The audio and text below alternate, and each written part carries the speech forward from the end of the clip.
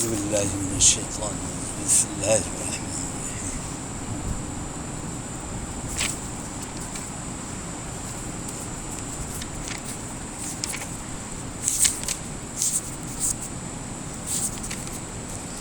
لیس علی الذین آمنوا وعملوا الصالحات جناح فیما طعموا اذا اتقوا وآمنوا وعملوا الصالحات ثم اتقوا وآمنوا ثم اتقوا وآحسنوا واللہ یحب المحسنین۔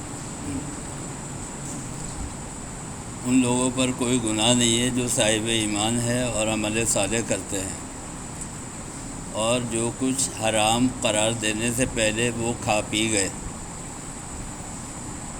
مگر احکام آنے کے بعد اللہ کے خوف سے ہوشیار ہو گئے، انہوں نے اپنے ایمان اور عمل صالح کو برقرار رکھا اور آئندہ کے لیے اللہ سے ڈرتے رہے۔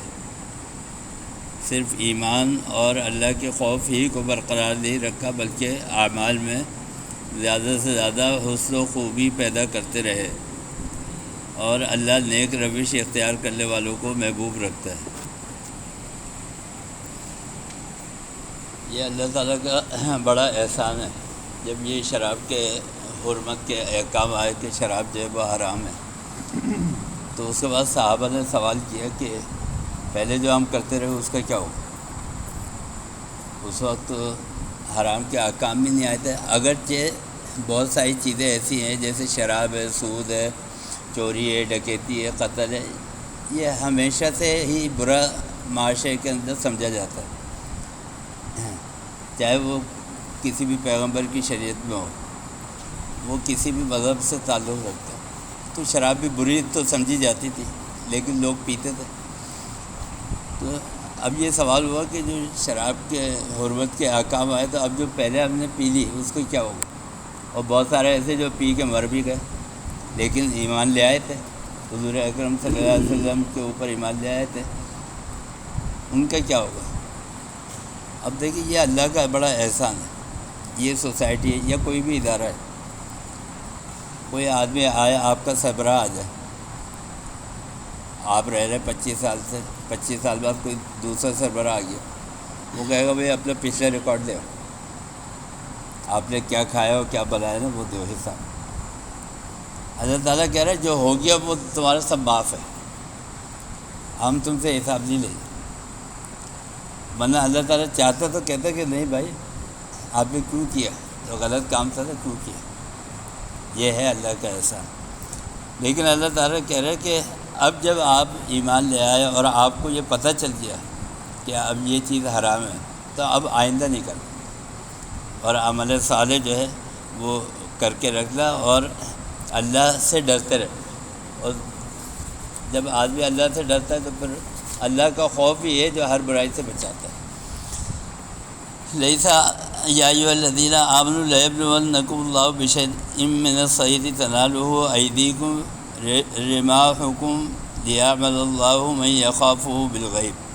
اے ایمان والو، اللہ تمہیں ایک بات میں آزمائے گا، وہ شکار جو بالکل تمہارے اور نیزے کی زد میں ہوگا۔ اب آج کی طرح تو نہیں تھا حرم، اس زمانے میں کھلا میدان تھا، چٹیل میدان تھا، تو وہاں جانور بھی آس پاس گھومتے رہتے تھے، جنگلوں سے بھی آتے رہتے تھے ادھر سے، تو اس کے آس پاس قریب میں عام دنوں میں بھی شکار ہوتا رہتا تھا۔ لیکن جب یہ احرام کی حالت میں آ گیا، تو احرام کی حالت میں حاجی کے لیے شکار منع ہے، تو اس وقت یہ کھلا تھا تو جانور آتے رہتے تھے، تو اللہ تعالیٰ نے فرمایا کہ اب تمہارے قریب جانور آئیں گے، تمہاری آزمائش ہوگی، یعنی تم بولے یار یہ کتنا زبردست شکار ہے، اس کو میں پکڑ کے رکھ لوں، بعد میں ذبح کر لوں۔ جیسے پہلے بنی اسرائیل کے اوپر ہوا تھا نا کہ ہفتے کے دن ان کو مچھلیاں پکڑنا منع تھا۔ اچھا، پہلے ہفتے کے دن مچھلیاں کوئی خاص زیادہ تعداد میں نہیں آتی تھی، لیکن جب منع ہو گیا تو زیادہ آنے لگی۔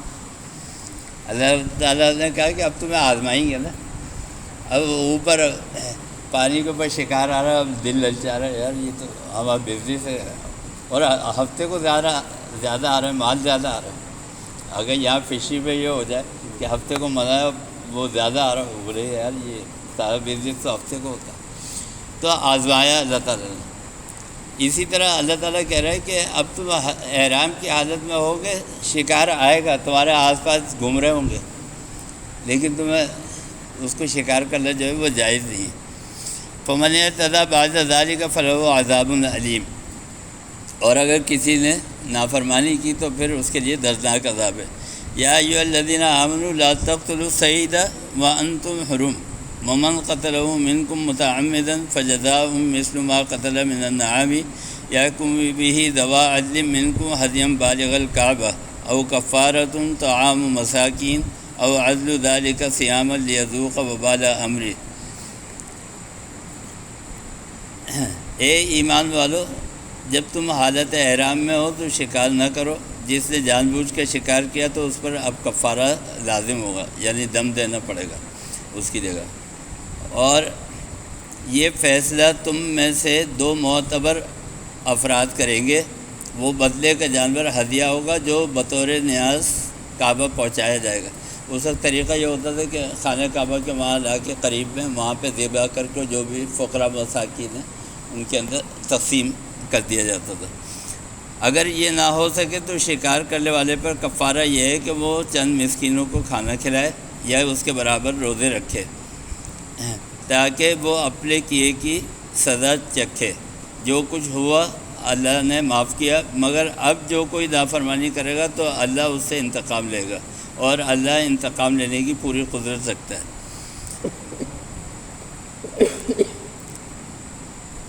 عفا اللہ عما سلف ومن عاد فینتقم اللہ منہ واللہ عزیز ذو انتقام۔ احل لکم صید البحر وطعامہ متاعا لکم وللسیارہ وحرم علیکم صید البر ما دمتم حرما واتقوا اللہ الذی الیہ تحشرون۔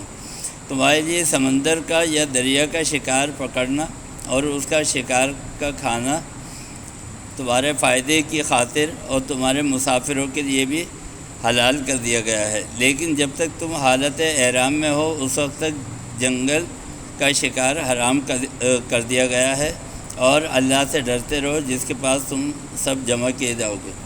سمندر کی چیزیں جو تھی جیسے مچھلی وغیرہ ہے اور دوسرے سمندر کی چیزیں، اس کے لیے اجازت تھی، اور شکار کے لیے بھی یہ تھا کہ اگر کوئی آدمی جو حج کے اوپر نہ آیا ہوا ہو، اس نے اگر شکار کیا اور لا کر حاجیوں کو کھلا دیا تو وہ منع نہیں تھی، یعنی خود شکار کرنا جائے وہ منع تھا، لیکن اگر کوئی شکار کر کے اور ان کو حاجیوں کو لا کے کھلا دے تو وہ جو ہے حرام نہیں تھا۔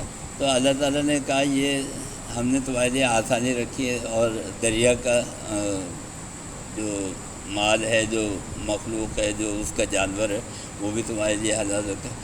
اصل میں یہ ہے ہی آزمائش نا، دنیا کے اندر بس آپ جب آئے ہیں نا تو مختلف طریقوں سے اللہ تعالیٰ آزماتا ہے، اس کے اوپر آپ پورے اتر گئے تو بس آپ کے لیے کامیابی کامیابی۔